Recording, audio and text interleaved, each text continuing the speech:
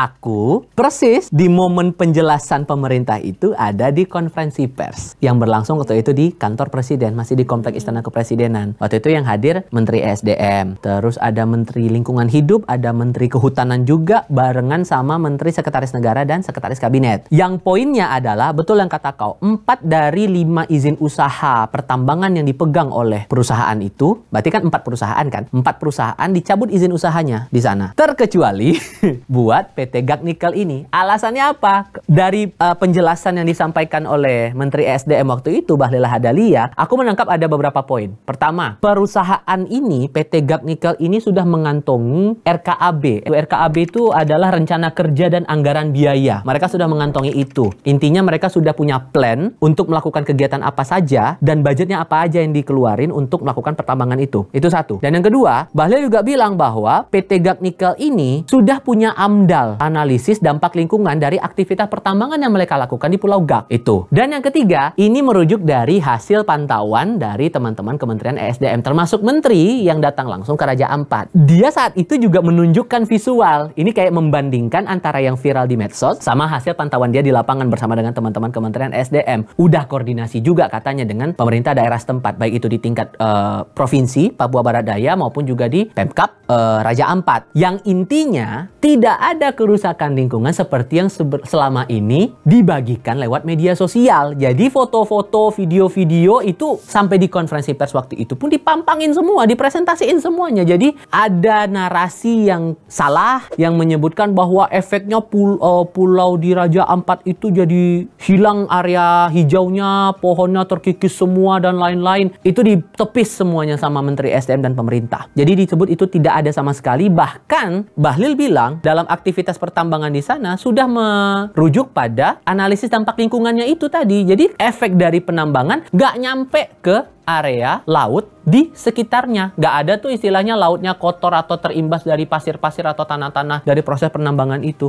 Dan ini adalah gambar-gambar terakhir. Jadi mohon kepada saudara-saudara saya sebangsa dan setanah air, dalam menyikapi berbagai informasi, tolong kita juga harus hati-hati, kita harus bijak, bisa membedakan mana yang sesungguhnya, mana yang tidak benar. Karena kita semua pingin untuk Indonesia baik. Itu yang kutangkap poin yang disampaikan oleh Menteri Bahlil saat itu di konferensi pers. Terus lagi, dari hasil koordinasi antara pemerintah pusat sama pemerintah daerah sana, terutama dalam hal ini Bupati Raja Ampat waktu itu, dia sampai bilang bahwa justru adanya penambangan ini disambut baik sama warga karena ini bisa berpengaruh pada aspek ekonomi mereka. Mereka tetap bisa bekerja, ada alternatif untuk mencari uang lah di situ, mencari kelangsungan hidup mereka selama proses penambangan itu berjalan. Ya, kalau untuk khususnya kami nelayan ya cukup membantu juga.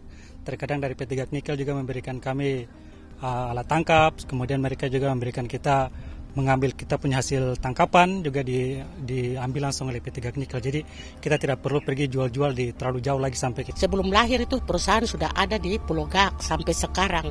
Semua kehidupan masyarakat di sini karena dia membantu dari masalah pendidikan, semuanya tuh tergantung dengan perusahaan. Terus lagi Bupati menegaskan laut yang ada di area penambangan itu masih jernih kok. Gak sama seperti yang belakangan ini disuarakan di media sosial, bilang airnya keruh lah, bilang konservasi alamnya jadi bermasalah lah, laut jadi biota laut jadi terganggu dan semacamnya itu. Jadi dia intinya menepis juga. Intinya poinnya adalah pemerintah pusat dan pemerintah daerah membantah narasi-narasi yang muncul di media sosial soal kerusakan alam imbas dari penambangan yang ada di Raja Ampat itu tadi. Warga dominan menyebut bahkan nelayan sana bahkan bilang mereka mendapat keuntungan dari menjual hasil tangkapan mereka ke GAC Nikel. Kan pasti ada pekerja-pekerja yang ada di sana. Jadi hasil tangkapan mereka dijual ke para pekerja yang ada di sana. Untung juga kok mereka, kelangsungan hidup mereka tetap terjaga, ekonomi mereka masih tetap berjalan, airnya masih jernih yang ada di situ. Tapi ada kritik lagi nih yang muncul dari penjelasannya pemerintah itu. Pemerintah bilang begitu, dari aktivis beda lagi pandangannya. Oke, bahwa dampaknya dirasa saat ini belum kelihatan. Tapi untuk 10-20 tahun ke depan, kita kan nggak pernah tahu. Balik lagi ke omongan aku yang sebelumnya, Sel. Kalau itu nggak ditanggapi secara serius, pemantauannya nggak dilakukan secara detail, kita kan nggak pernah tahu efeknya akan sejauh apa. Belum lagi lagi, kita juga udah punya tim kan, udah ada tim liputan yang langsung melihat area yang sedang heboh-heboh sekarang ini, sampai dia membandingkan antara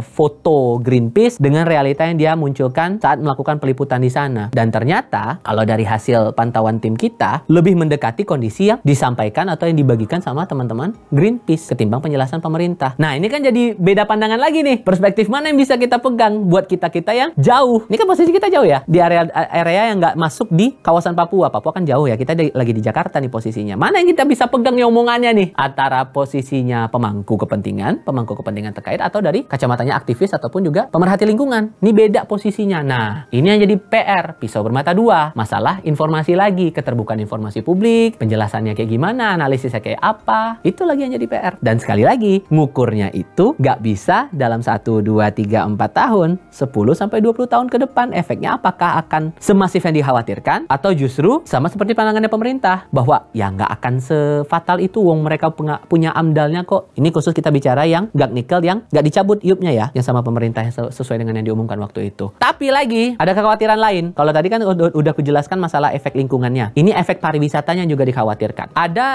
satu momen aku diskusi sama salah satu narasumber di program Sapa Indonesia Malam waktu itu. Hari Minggu tanggal 8 Juni aku sempat ngobrol sama Mas Taufan Rahmadi. Dia bahasa ringannya adalah sebagai pemerhati pariwisata. Ia mengkhawatirkan dengan biota laut yang ada di sana sekaya itu, keanekaragaman hayati yang ada di Raja Ampat sebanyak itu nih, sampai dia ngejelasin loh. Aku ngutip juga di Harian Kompas. Dia bilang kayak gini, total keanekaragaman hayati di situ ada 879 spesies tumbuhan, 114 binatang melata, 274 spesies burung, apalagi 47 mamalia, dan 540 terumbu karang dengan 75% terumbu karang dunia terkumpul di Raja Ampat. Bakal terimbas kalau ini tetap diteruskan. Dan kalau ini hancur, kalau ini rusak, judulnya Raja Ampat sebagai Global Geopark yang sudah ditetapkan sama UNESCO, bagian dari Perserikatan Bangsa-Bangsa atau PBB, bisa jadi taruhan. Makanya, beberapa kali kalau aku diskusi sama Mas Taufan ini di Sapa Indonesia Malam waktu itu, tolong pertimbangkan dengan kehati-hatian. Kalau memang tetap mau dilanjutkan penambangan ini, pertimbangkan dengan aspek kehati-hatian. Karena ini pasti berimbas sedikit banyaknya buat pariwisata kita. Raja Ampat jadi andalan terus. Kalau ada efeknya secara lingkungan, emang ada yang mau datang lagi ke sana?